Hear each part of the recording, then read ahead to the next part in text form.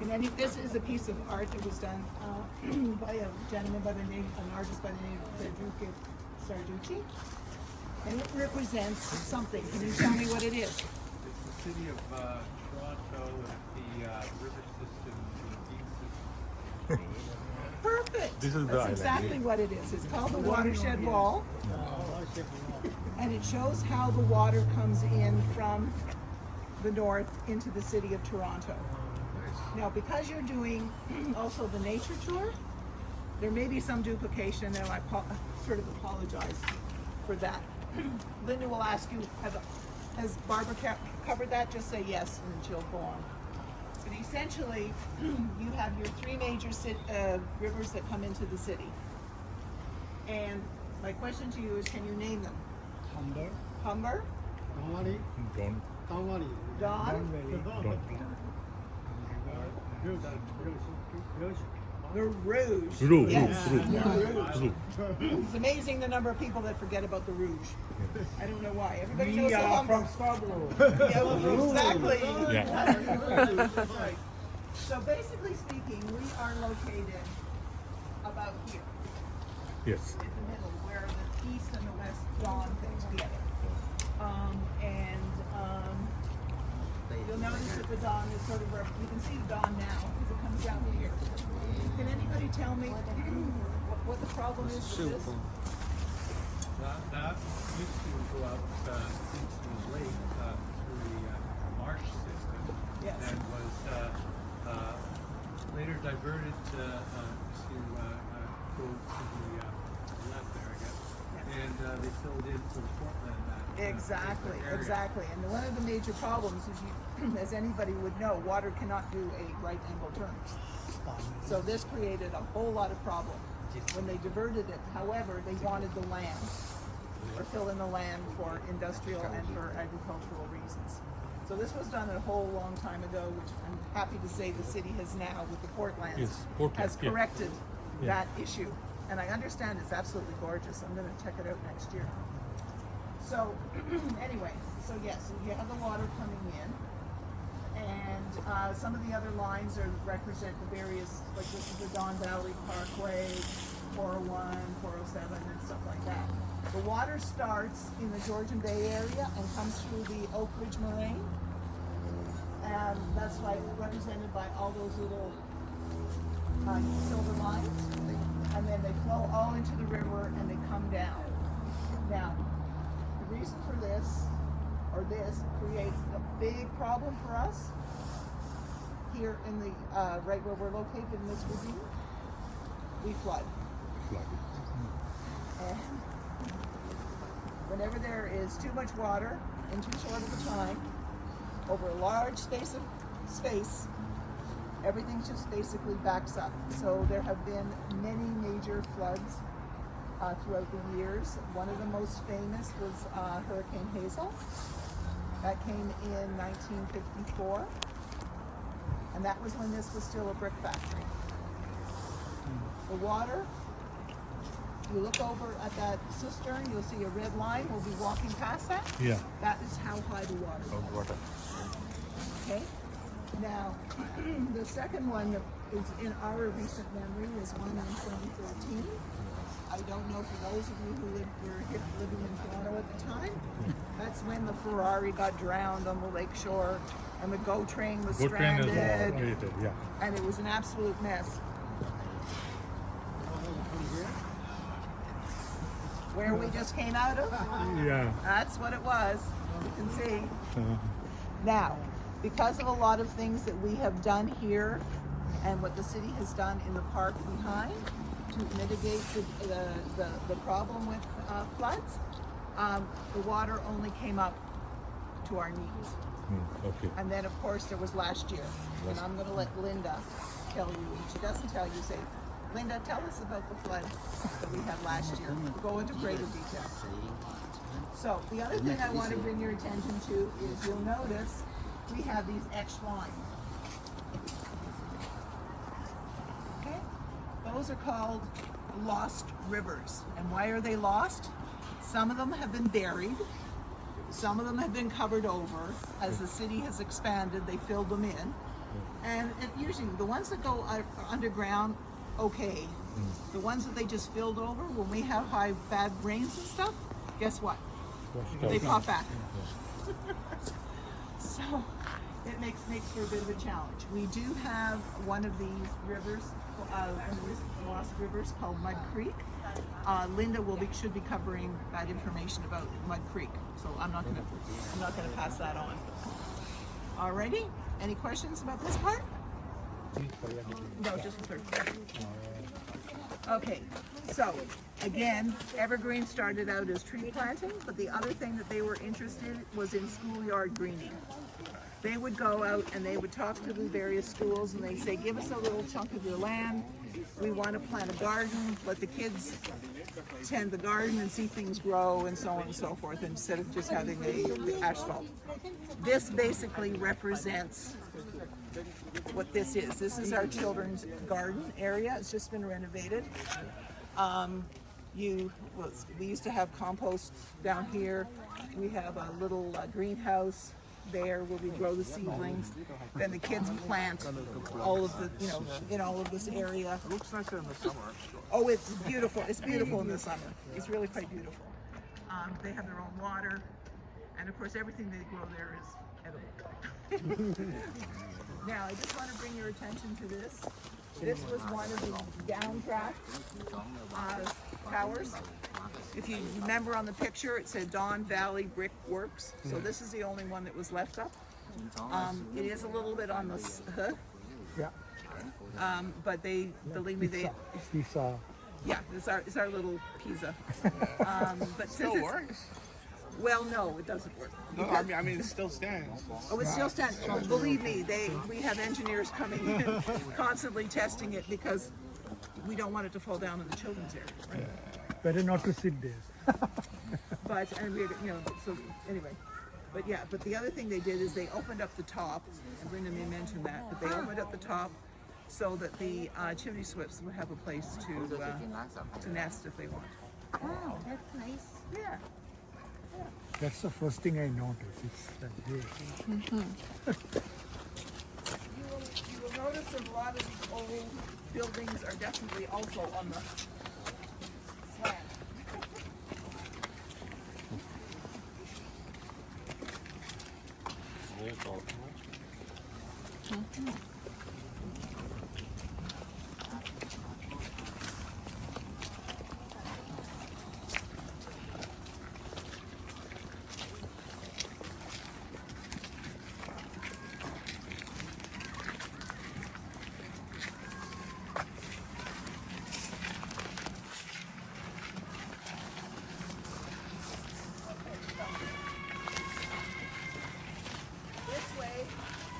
Old buildings.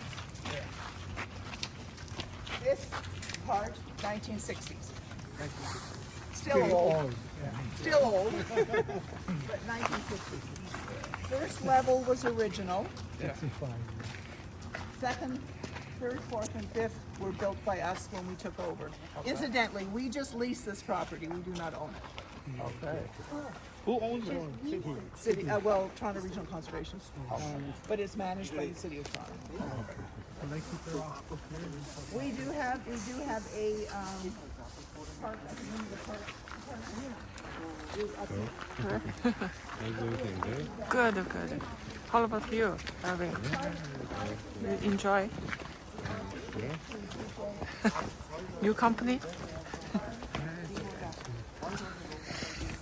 Is everything there? Good? Yeah. So you go to office often? Yeah.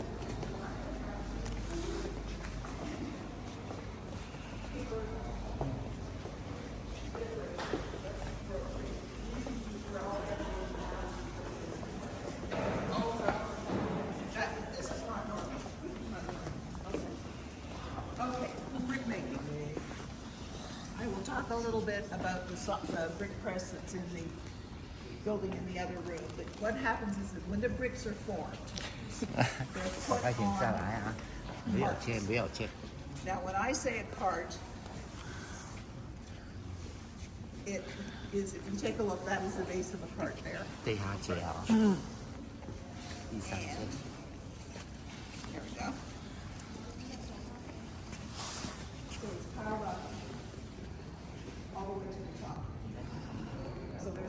there's a lot of bricks. Okay? So the bricks would come from whatever part of this factory they were made on these carts, pushed on the railroad tracks. Okay? The first place they would go would be the drying kilns there. Now, the drying kilns are not heated. They didn't have to be. These kilns, which are called tunnel kilns, ran at close to 1,000 degrees Celsius. So they ran 24/7. They were never turned off. So there was a lot of ambient heat here. Basically, if you were working here, you would be way overdressed because it would be about 40 degrees Celsius in here. Not very pleasant. So if you think about it, we have spent a lot of money in closing this to keep the air out. When this was a brick factory, they didn't care. There were no windows there. There were places in the ceiling, if there was a hole, they didn't care if there was a hole in the ceiling, because what it meant is it would get rid of some of the extra heat. So these kilns were designed to absorb this extra heat, and say maybe between 1 and 3 days, these carts would sit. And the reason there's a difference is that it depended on what kind of a brick it was. We had bricks like we call soft mud. That has a higher water content than the stiff mud does. So the more water, you don't want water to be in the brick when you put it into the kiln, because the water will turn to steam and explode and destroy the brick. So the whole object of the exercise was to try to make the bricks as dry as they could before they physically move them into the kiln. Okay? So, again, you'll notice that we are raised, and to get technical, this floor, in 2013, we did have water in this building.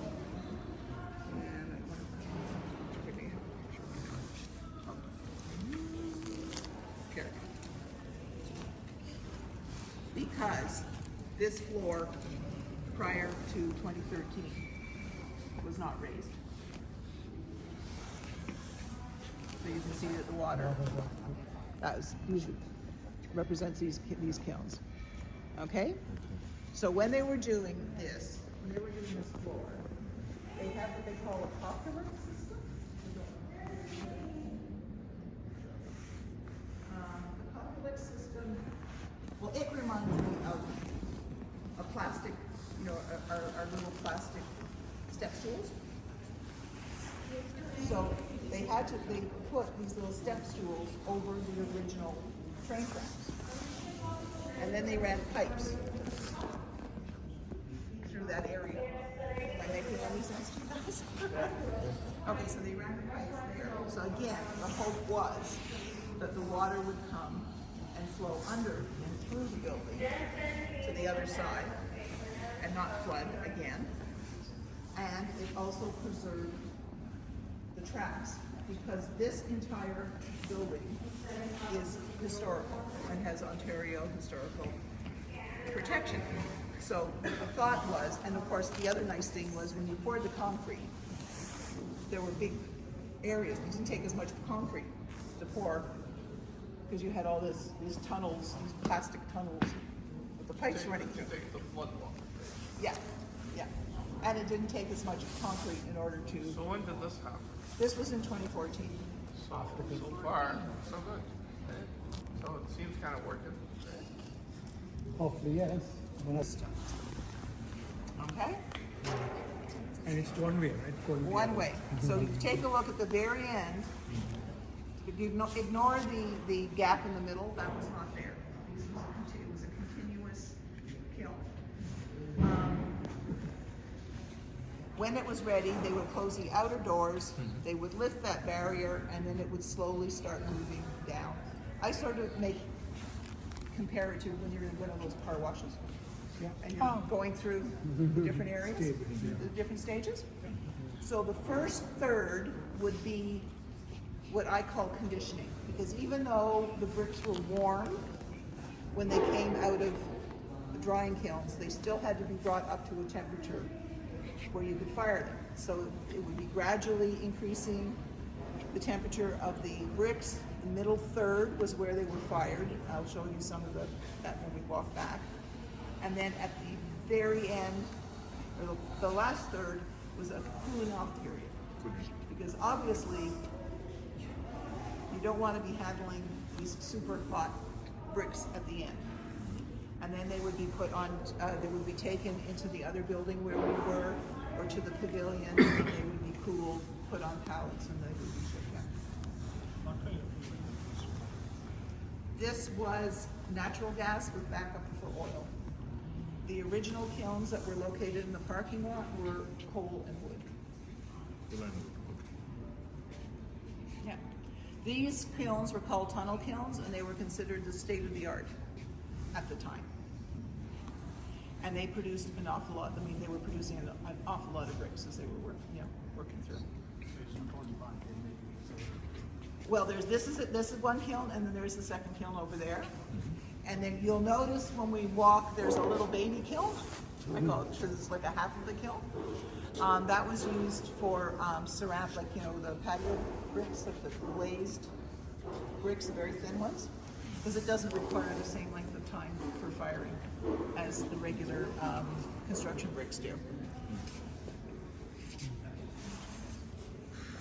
Yes, please, please, well, you can take pictures, whatever you want here. Sort of a couple of side notes. When we had the downdraft kilns outside, again, they were running 24/7, and that was around the time of the Depression. There were a lot of people who would ride the rails, and the railroad track is just about here. Very often they would jump off and they would come down in the wintertime because they knew that the area around the kilns would be nice and warm. Cool. Yeah. So they would sleep there. And I have heard, and I don't know if it's true or not, but then people started realizing that they were doing that.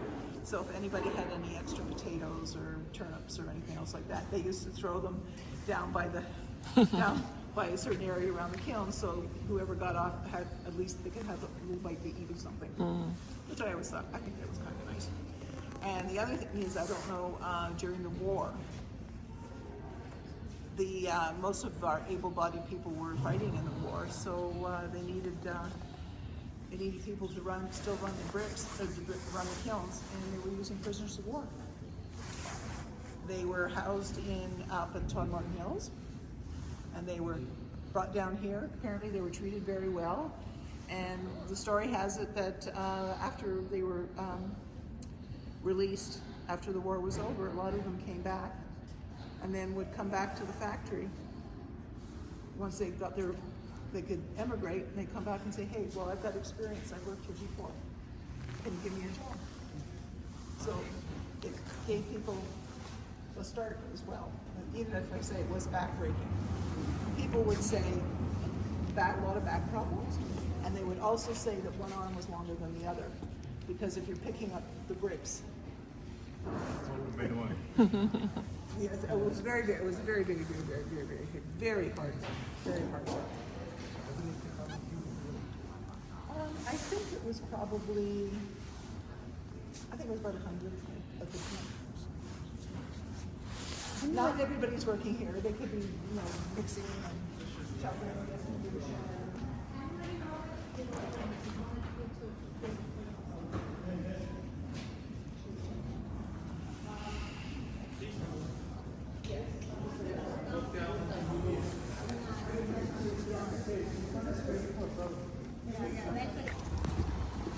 So you can see right here we're on a boardwalk, and alongside all the main buildings there are these greenways, there are boardwalks. This is a very deliberate design with these greenways to help mitigate for flooding. So the greenways have native plants in them. The trees are cottonwood trees. They like being in water, and the plants here also like being in water. The reason for this design is when water flows over the site with rain, is to encourage the water to be able to soak into the ground, and the vegetation tends to help clean the water before it flows to the storm ponds, the storm retention ponds that are over by the road. Because the brickworks is right on a floodplain. It is a grandfathered site. So even when it was built here, they knew they were on a floodplain. They knew it was likely to flood again.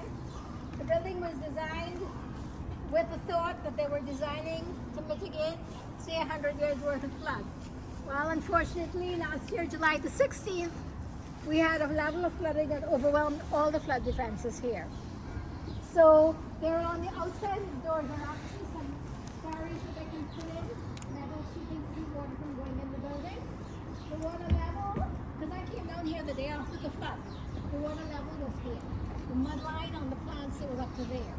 So $2.5 billion of damage done last year in one flood, 25 hours of rain. So that's probably going to inform a lot of the work that's being done going forwards at the brickworks, because they're going to have to think a bit differently, right? Yes. Must spend quite a bit of money bringing in structural engineers just to check what extent is the damage. I don't know. There was a lot of work done. It was checked for a while. And I think it was a lot of it was rock contamination because it was showing through everything, right? Down in the basement situation. So the building that was most affected is building 1, which we were going by. The line is a little lower there, and the flooding was more extensive there, but we were very lucky that building was actually vacant and empty because it was scheduled for major renovation. So again, I'm sure as it's redeveloped, they're going to be taking into account what happened last July. Okay? So in here, you will see the remnants of a tree. There's a sign along there which talks about this. This is the remnants of an ash tree.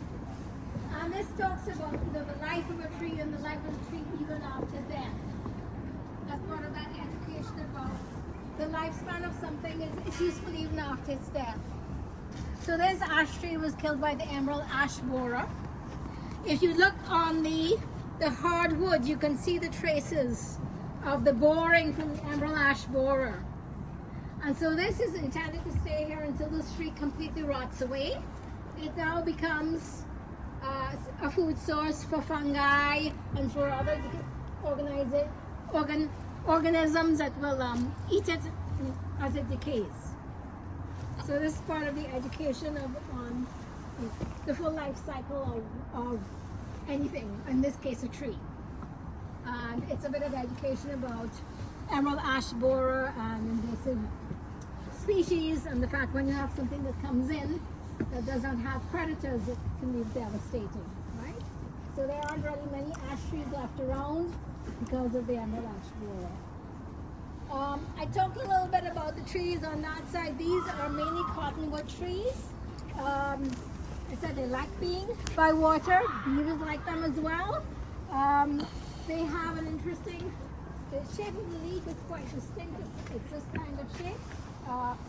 It's not the time of year to see that, but they're called cottonwood, and if you see them around June, you'll understand why they're called cottonwood, because when they're the seeds, it looks like clouds of cotton everywhere. If you go to Toronto Islands, I was in Toronto Islands in June because it was so hot, and it looked like there was snow on the ground. Because there's so many cottonwood trees there, when they're all in flower, it was like snow everywhere. So we're going to walk on now, and you'll see this area, and around the whole site you'll see that there are mounds. That all of the plantings here are in mounds. There's a couple of reasons for the mounds. First of all, this was a brick factory. So this is a contaminated site. In order to restore the site to the place where it is used, without having to take away lots of contaminated soil, the way that was managed is it's capped underneath. All the contaminants are capped. 这里有个小山包。 And so all much. the plantings for the most part are above ground with soil that is uncontaminated. And that is why we have the mound design. The plantings here are all native plants. to change over the years because you can imagine in 2010 or so when this was started, that silver maple was a smaller tree. So as trees have grown up, things have changed to have more shade, so the plantings have changed here as well. But they're all native plants. We have the very big mountain there. That is just one tree type. That is just one organism. That is an aspen. An aspen tends to have one big rootstock, puts up a lot of shoots. Nice. Nice. Aspen is something that we use a lot as well. And then we were very 不是的，不是的。行。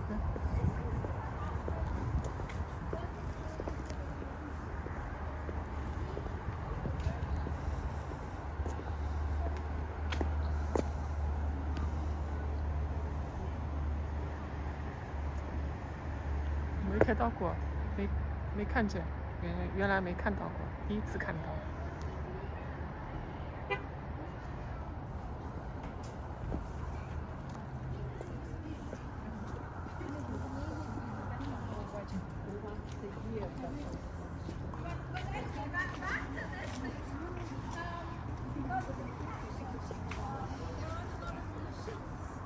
And so one of my analogies that I use here in terms of trying to help people understand their unintended impact on nature is when you come off trail and you come back to trail. You go up here, you come past it. How do trees breathe? They breathe through their roots. So compaction is akin to somebody sitting on your chest. It's going to affect your ability to breathe. So I like to use that kind of analogy just to help people understand the impacts of going off trail and compacting land. And we see it in our parks too, right? A lot of bare earth and a lot of compaction and dying trees. Right? So this stockpile is naturally or stockpile here? Is naturally This is all man-made. Everything here is man-made. Because this was a factory, right? So this is all, this land was all man-made. All this is man-made. Here to come back, and the spring is a cattail. Cattails are described as like nature's supermarket because most parts of the plant are edible. And from the indigenous perspective, it was used as a food source. And they also help to clean the water. So cattail, you can eat it? Huh? Yes, it's edible, yes, yes. But we also have a lot of Phragmites. And the Phragmites is that those big flower seed heads up there, that is Phragmites. Phragmites is a huge problem in North America. Why? Because it establishes itself as a monoculture. It produces a toxin which tends to stop other things from growing, and so then it excludes the other things that live in the environment. And the only way to deal with it is you literally have to cut it below the water level, so you try and drown it. It's very hard to manage. It's not only a problem here, it's a problem in many areas. So almost everywhere we go here, we have some level of invasive species problem on the land and in the water. In the water here, we have goldfish. Oh, goldfish. Because people decided, I don't want my pet goldfish, I'll release it to happy home in the water. Goldfish too are a problem. Yeah, They can get we need to anything. get a permit. And they do very well here in this place with native fish. But the herons have decided they can eat goldfish, so the herons do eat the goldfish. So I only ever saw one native fish here last year. It's called a pumpkin seed fish, and it sort of hides away. But the goldfish, disturb the soil, and they also tend to eat the eggs of the other fish. So they're problematic. What we have here in front of us, why I stopped here, is this is an artificial island. This is an artificial island. It's actually a floating island. Okay. Because if you come here in the spring, or when the weather's not frozen, you'll actually see it moving. It moves very slowly. You go, it's a little disconcerting, but it isn't. There are three of them around, and you see those sticks on it. That was the original beaver home for the first beaver that moved in here in the pandemic. He was living there, but then he found a mate. We moved on. There's a big lodge there. There's another lodge there. So there are 3 beaver families Yeah. on this side. And now they're still here. Not there. This one started here. Yeah, but First one. that two sides is That's active. Yes, there's one family there. There's one family in the big one there, and there's one family in the stormwater ponds as well. What kind of animals do you have? You got beavers, Muskrat. Muskrat. Handling the Yes, river. I've seen them.